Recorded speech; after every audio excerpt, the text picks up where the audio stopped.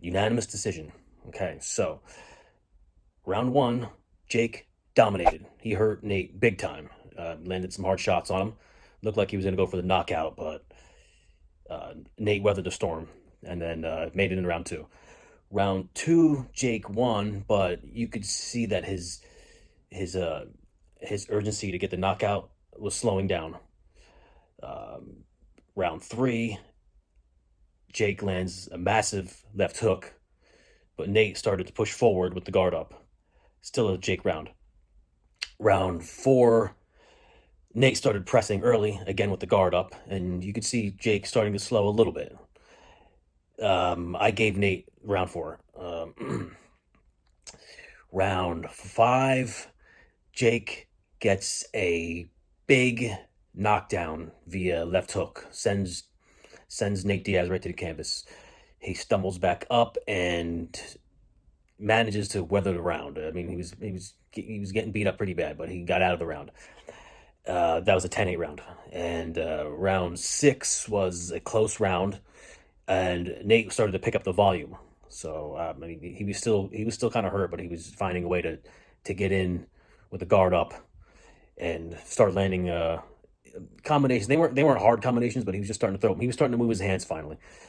Um, I gave that round to Jake. Sorry, I gave that round to Nate. And in the corner of round six, you could see Jake was starting to look tired. His face was looking a little pale. Round seven was a close round. This is when I predicted that Jake was going to start doing the boxing. He was going to start trying to like pick his shots as opposed to being aggressive. And so I gave this round to Jake. I mean, people in the audience would probably disagree with me because Nate was pushing forward, but Jake was doing the better boxing. Round eight, Nate starts to he lands a heavy shot at the end. It was a pretty good. I don't want to say it was an uppercut, but it was kind of like a straight left on an uppercut angle. It was really awkward. You'll have to check that out on the highlight reel. That was his best shot of the fight, I think. I gave that round to Nate. Round nine, I also gave to Nate just on the volume and then the combinations.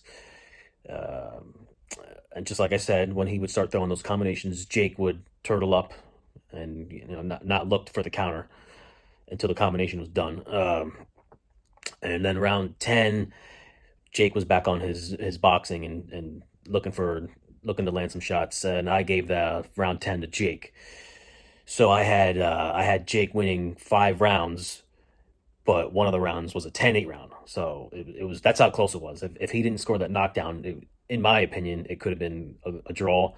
But if you go to the judges' scorecards, they didn't see it that way. They seen it more 97 to 92, and then two of the other judges seen it 98 to 91. So they were very pro Jake Paul, but Nate Diaz definitely won some rounds in there. So I don't know what the hell they were looking at. And what does this boil down to? This boils down to what I said in my prediction video, that he was just going to be too big for Nate. He was just his power was significantly greater than Nate. Nate wasn't really able to handle the big power of Jake, in a sense that he wasn't able to open up as much as you would expect Nate Diaz to, because he was just so much bigger. I mean, he was probably 20 pounds heavier and like muscle. So uh, overall, it was a very, very entertaining fight, and we might be able to see the MMA rematch, or they should do it in the ring again. I don't, it was a good fight, and look forward to the next one. See you guys later. So my official prediction is this. I think we're going to see a match similar to the first Tyron Woodley fight, where Jake Paul does a lot of boxing, moving around, throws a quick couple combinations, and continues to move around like he doesn't really want to fight. And I think he's going to edge out a close decision. People are going to, they're going to boo at it.